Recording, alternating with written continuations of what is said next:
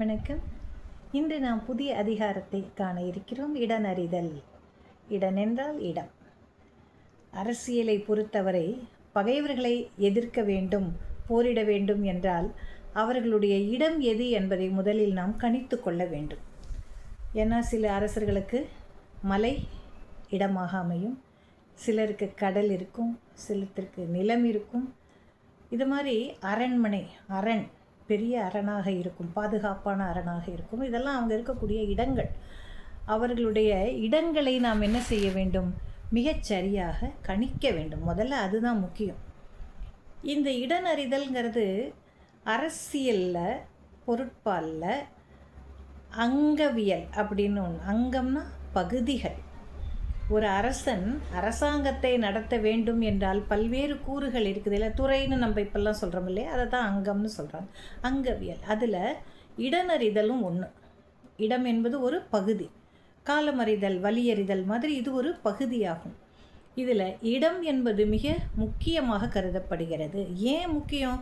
அவன் சரியான இடத்துல இருக்கிறான், பலம் இருக்கக்கூடிய இடத்துல இருக்கிறான்னா அவனை வீழ்த்துவது அவ்வளவு எளிதல்ல, நம்ம தான் தோற்று போவோம். அதனால் ஒரு அரசன் தன்னுடைய பகைவனின் இடத்தை முதலில் அறிந்து கொண்டு பிறகுதான் அவனை வீழ்த்துவதற்கு தன்னை தயார்படுத்தி கொண்டு செல்ல வேண்டும். அதற்கு முன்னால் அவனை பற்றி நாம் ஒரு துளி கூட தரக்குறைவாகவோ இகழ்ந்தோ பேசக்கூடாது.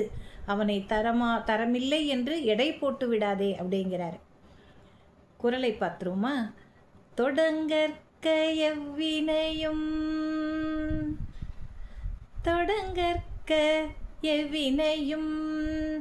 எள்ளற்க முற்றும் இடம் கண்ட பின் அல்லது. தொடங்கற்க எவ்வினையும் எள்ளற்க முற்றும் இடம் கண்ட பின் அல்லது. ஒரு பகைவரை வீழ்த்த வேண்டும் என்று நீ எண்ணி விட்டாயானால் அந்த எண்ணத்தின் தொடக்கத்திலேயே அதை ஆரம்பிக்காதே. தொடங்கற்க, எடுக்காதே, எந்த முடிவும் எடுக்காதே, எந்த செயலையும். ஏன் எடுக்கக்கூடாது? எள்ளற்க, எள்ளி நகையாடாதே. அவங்ககிட்ட என்ன இருக்கு அப்படின்னு சின்னவன் தானே நினச்சி அவனை பற்றி இழிவாக பேசிவிடாதே, எள்ளி நகையாடாதே. ஏன் பண்ணக்கூடாது? இடம் கண்ட பின் அல்லது அவன் இருக்கக்கூடிய இடத்தை நீ கண்ட பிறகுதான் அவனை பற்றி நீ கணிக்கவே வேண்டும்.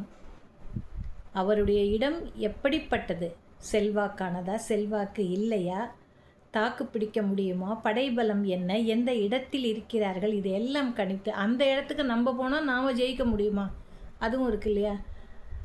அதை மாதிரி ஒருவருடைய அல்லது பகைவனின் இடம் சரியானதா என்பதை முதலில் கணித்துக்கொள். நீ வெற்றி பெறுவதற்கு சரியானதா என்பதை கணித்து அதற்கு பிறகுதான் நீ உன்னுடைய செயலை தொடங்க வேண்டும். அதுவரை நீ தொடங்கக்கூடாது. அவரை பற்றி எள்ளி நகையாடவும் கூடாது.